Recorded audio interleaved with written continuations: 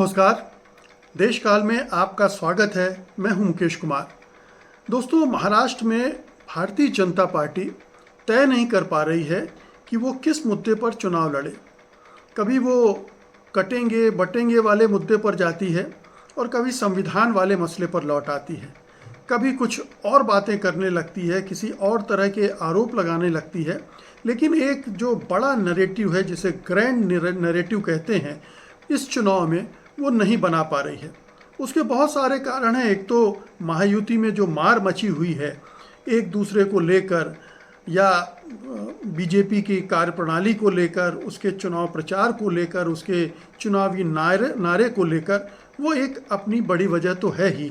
लेकिन बीजेपी सबसे बड़ी पार्टी है, राष्ट्रीय पार्टी है, राष्ट्रीय स्वयंसेवक संघ का गढ़ नागपुर में है।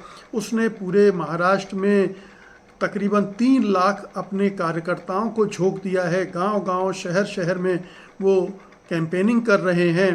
तो ये बड़े स्तर पर पैसे भी आ रहे हैं, करोड़ों खर्च किए जा रहे हैं, चाहे वो उनके मित्र हैं उनके ज़रिए आ रहे हों, सरकार के ज़रिए आ रहे हों, कैंडिडेट के ज़रिए आ रहे हों, या पार्टी ने अपनी तरफ से भी पैसे डाल रखे हों। तो वो सब तो हो रहा है।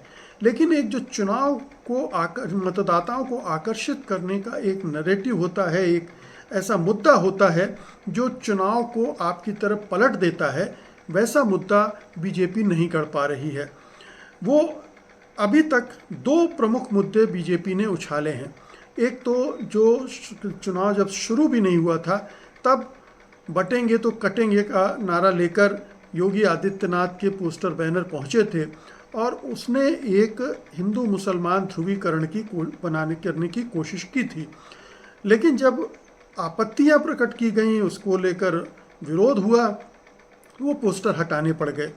इसके बाद उस नारे को लेकर प्रतिक्रिया महायुति के अंदर से शुरू हो गई, खासतौर से अजीत पवार कैंप की तरफ से। अजीत पवार ने खुल्लम खुल्ला उस नारे का विरोध कर दिया, जिससे बीजेपी की स्थिति और भी गड़बड़ हो गई। इस स्थिति को सुधारने के लिए प्रधानमंत्री एक नया नारा लेके आए, एक हैं तो सेफ हैं। हालांकि ये बटेंगे कटेंगे का ही एक रूप है, लेकिन थोड़ा सा नरम किस्म का नारा है और ये शायद उनके एलाइज को उतना नहीं अखरने वाला है, इसलिए उन्होंने इस नारे का इस्तेमाल शुरू कर दिया। लेकिन इस नारे पर उतना अट्रैक्शन हो नहीं रहा है, उतने लोग इसकी तरफ आकर्षित नहीं हो रहे हैं और ये परेशानी भी दिख रही है। दूसरी तरफ राहुल गांधी ने नागपुर में जो संविधान सम्मान सम्मेलन हुआ, उसमें जिस तरह की बात कर दी संविधान को हाथ में लेकर, और फिर उस पर देवेंद्र फडणवीस ने जिस तरह से प्रतिक्रियाएं कर दी, फिर दूसरे पार्टी के नेता भी उस पर बोलने लगे, उससे जो फोकस था बटेंगे कटेंगे पर, उससे हटकर दूसरी तरफ चला गया, संविधान पर चला गया। अब संविधान का मसला आप जानते ही हैं कि कितना संवेदनशील है, कि उसने लोकसभा चुनाव में बीजेपी को बहुत नुकसान पहुंचाया, खासतौर से उत्तर प्रदेश और महाराष्ट्र में। तो महाराष्ट्र में वैसे भी चूँकि वहाँ पर जन संगठनों की भरमार है और दलित आंदोलन काफ़ी मजबूत रहा है वहाँ, तो वहाँ इस नारे का जो असर है उसको बीजेपी समझती है, भली बात समझती है, और इसलिए उसे लगा कि इसे अगर ये मुद्दा बन गया तो वो जो बटेंगे कटेंगे वाली लाइन है वो तो धूल धूसरित हो जाएगी, वो बिल्कुल भी प्रभाव नहीं करेगी, क्योंकि महाराष्ट्र का मिजाज कुछ अलग तरह का है। तो राहुल गांधी ने जब वो संविधान दिखाया तो उस पर देवेंद्र फडणवीस का जो बयान आया वो गौर करने लगा कि वो लाल किताब की बात करने लगे, उसको नक्सलाइट से जोड़ा, अर्बन नक्सलाइट से जोड़ा, अराजकतावादियों से जोड़ा और एक तरह का मजाक का पात्र बन गए। क्योंकि पहली बात तो ये कि वो जो संविधान राहुल गांधी ने दिखाया था वो उसकी जिल्द लाल थी और उन्होंने उसको जोड़ दिया था माओ से तुम की जो रेड बुक है, लाल किताब है, उससे जोड़ा था। लेकिन ये जो संविधान की प्रति थी इसी सरकार के कार्यकाल में एक मशहूर लॉ स्कूल ने बनाया था, लॉ कॉलेज ने बनाया था और इसकी प्रति प्रधानमंत्री को भेंट की गई थी। प्रधानमंत्री ने इसकी एक प्रति राष्ट्रपति को भेंट की थी। इसका जो प्रस्तावना है वो के वेणुगोपाल ने लिखी थी, जो कि इसी सरकार में अटॉर्नी जनरल थे। तो वो उसमें फंस गई, क्योंकि ये जिल्द का मामला उसने लाल से जोड़ने की कोशिश की थी, और फिर लाल रंग तो हिंदू धर्म में बहुत जगह आता है, तो लाल को अगर आपत्तिजनक आप बताने लगेंगे तो आप फंस जाएंगे, और देवेंद्र फडणवीस फंस गए इस सेंस में कि एक तो गलत बात की, और दूसरा राहुल गांधी जिस मुद्दे को मुद्दा बनाना चाहते हैं उसे उन्होंने प्रतिक्रिया देकर एक बड़ा मुद्दा बना दिया, लोगों तक ये बात पहुंचा दी संविधान वाली। तो राहुल गांधी के लिए उन्होंने रास्ता आसान कर दिया, कांग्रेस पार्टी के लिए आसान कर दिया, पूरे महाविकास अघाड़ी के लिए, कि वो संविधान की रक्षा, संविधान बचाओ वाला जो नारा लोकसभा चुनाव में चल रहा था उसका इस्तेमाल वो फिर से यहाँ कर सकें। अब यहाँ जो बीजेपी के समर्थक हैं वो मानते हैं कि ये बीजेपी की एक टैक्टिकल मिस्टेक थी कि आप अपना मैदान, अपना अखाड़ा छोड़कर दूसरे के अखाड़े में लड़ने चले गए, दूसरे के पिच पर खेलने चले गए, और वो नुकसानदेह हो गया, क्योंकि संविधान बचाओ का अखाड़ा बीजेपी का नहीं है, क्योंकि उसका रिकॉर्ड संविधान के मामले में बहुत निगेटिव रहा है, बहुत ख़राब रहा है। जब संविधान बना था तब भी आरएसएस ने विरोध किया था, उसके मुखपत्र में इसके खिलाफ लेख लिखे गए थे कि ये तो संविधान भारत की के हिसाब से है ही नहीं, और ये पश्चिमी है, और इसमें तो मनुस्मृति होना चाहिए, वगैरह वगैरह। तो वो सब सारी चीज़ें भी निकल कर सामने आती हैं, और ये सब जानते हैं कि मोदी सरकार, संघ परिवार इस संविधान को बदलना चाहते हैं। वो हिंदू राष्ट्र और हिंदू राष्ट्र के अनुरूप एक संविधान इस देश में लागू करना चाहते हैं, और इस बात से जो आरक्षित वर्ग हैं, चाहे वो दलित हों, पिछड़े हों, आदिवासी हों, उनमें एक भय फैल जाता है कि अगर जिस दिन बीजेपी इतनी ताकतवर हुई कि वो संविधान बदल सकती है, तो संविधान बदलेगी और आरक्षण की व्यवस्था को वो या तो ख़त्म करेगी या कमज़ोर कर देगी। कमज़ोर करने की कोशिश लगातार मोदी के कार्यकाल में होती रही हैं। तो ये एक नरेटिव जो लगातार बिल्ड हो रहा था वो फिर से उभर कर महाराष्ट्र के इस चुनाव में सामने आ गया है। दूसरी तरफ बटेंगे कटेंगे के मामले में, जैसा मैंने कहा कि वो अब उस मामले को उतनी आक्रामकता के साथ आगे नहीं ले जा पा रही है जितना उसने शुरुआत में किया था, और उसकी वजह विपक्षी दलों का हमला तो है ही, क्योंकि विपक्ष भी इस नारे को लेकर काफ़ी हमलावर है। मल्लिकार्जुन खड़गे ने तो कहा कि बांटते भी यही हैं और काटते भी यही हैं, आरएसएस और बीजेपी के लिए कहा।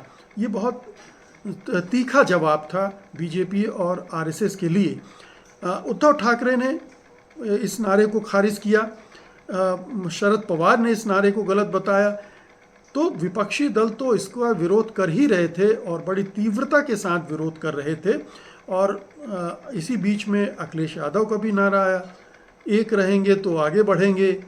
ये इस तरह के नारे और भी आ गए, जिससे उस नारे की जो धार थी वो कमज़ोर होती चली गई, और सबसे ज़्यादा कमज़ोर तब होती है जब आपके अपने लोग उसका विरोध शुरू कर देते हैं, अपने लोग उसको खारिज करना शुरू कर देते हैं, अपने लोग उसे गलत बताना शुरू कर देते हैं। और ये अजित पवार ने खुल्लम खुल्ला कर दिया।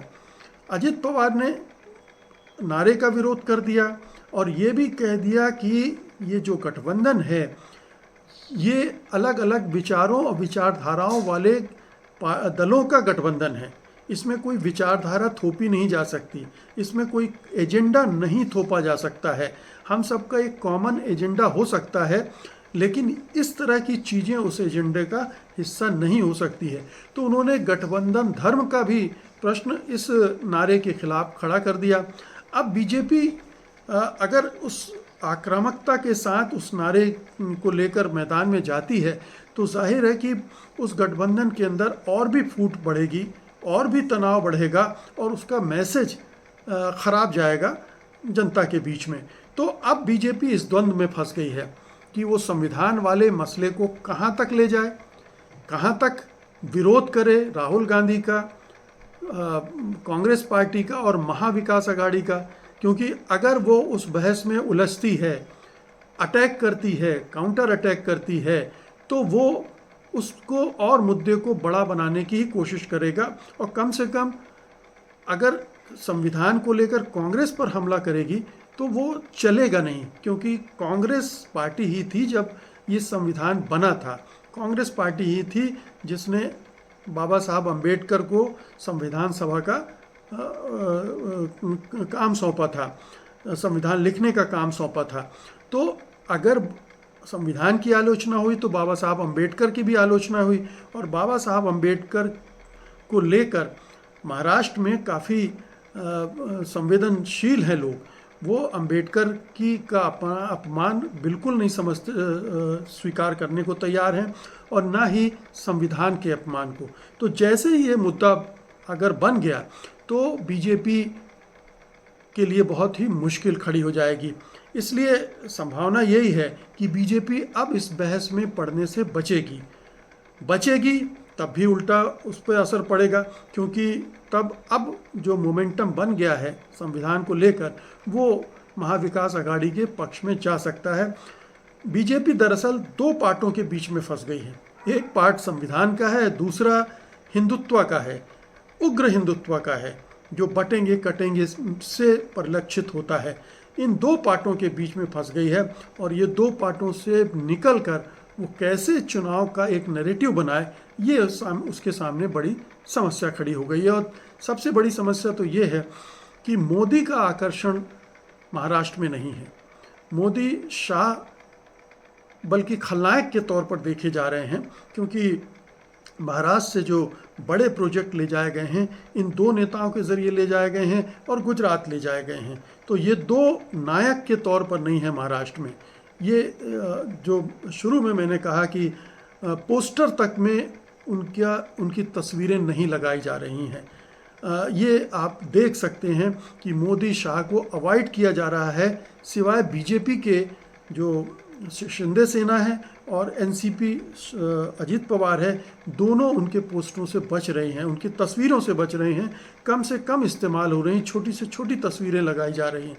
तो बीजेपी को बाहर कर रहे हैं और अपनी को प्रमुखता के साथ ला रहे हैं। इसका मतलब है कि मोदी शाह इफ़ेक्टिव नहीं है, और ये एक तीसरी बुरी खबर है बीजेपी के लिए, क्योंकि कई बार ऐसा होता है कि मोदी अपनी लोकप्रियता से चीज़ों को संभाल लेते हैं। मोदी की लोकप्रियता की वजह से बिगड़ी बात थोड़ा बन जाती है, उनके अपना एक वोट बैंक रहता है जो बीजेपी की हालत को संभाल देता है। लेकिन महाराष्ट्र में आप जानते हैं लोकसभा चुनाव में बीजेपी की दुर्गति हुई थी, वो 48 में केवल 17 सीटें जीत पाई थी, बाकी सीटें सब महाविकास आघाड़ी ले गया था। तो ऐसी सूरत में मोदी अलोकप्रिय हैं, कोई नारा सेट नहीं हो रहा है, कोई नैरेटिव सेट नहीं हो रहा है, और बीजेपी इधर जाए या उधर जाए इस द्वंद्व में फंसी हुई है। इसका क्या असर होगा ये कहना मुश्किल है। देखना है कि 23 तारीख को नतीजों में क्या रिफ्लेक्ट होता है, लेकिन 20 तारीख मतदान की है। आज से ठीक 11 दिन बाद मतदान होना है। मुश्किल से 10 दिन अब चुनाव प्रचार के रह गए हैं, और इन 10 दिन में बीजेपी क्या कर सकती है ये देखने की बात होगी। बहुत बहुत शुक्रिया आपका, धन्यवाद, नमस्कार।